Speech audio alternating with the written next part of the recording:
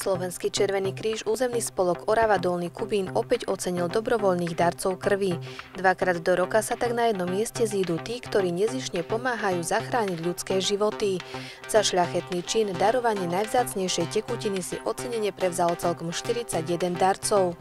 Slovenský Červený kríž územný spolok Orava Dolný Kubín tak udelil 33 zlatých a 7 diamantových plakiet, ale aj jednu kňazovického medailu, ktorá za 100 odberov smerovala do rúk Mareka Madlenia.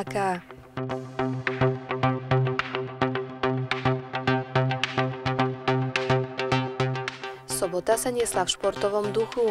Naši basketbalisti si na domácej palubovke zmerali sily s ďalším tímom. Čakalo ich stretnutie, ktorom súperili s tabuľkovým susedom s mužstvom z Levoče. Kubínčania už tradične nastúpili na zápas s cieľom poraziť súpera, čo sa im aj s obrovským prehľadom nakoniec podarilo.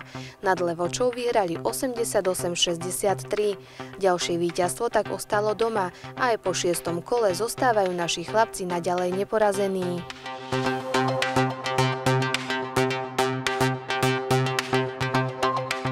V sobotu sa o víťazstvo bojovalo aj na zimnom štadióne.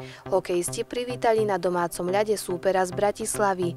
Bojovalo sa o 3. miesto v tabuľke, čo bolo aj patrične vidieť. Prvá tretina skončila po veľkej opatrnosti hráčov stavom 0-0. Kubínčania však už v druhej časti stretnutia zvýšili skóre na 2-1. Naši chlapci ukázali ešte väčšiu silu v záverečnej časti zápasu, keď pridali ešte ďalších 5 gólov.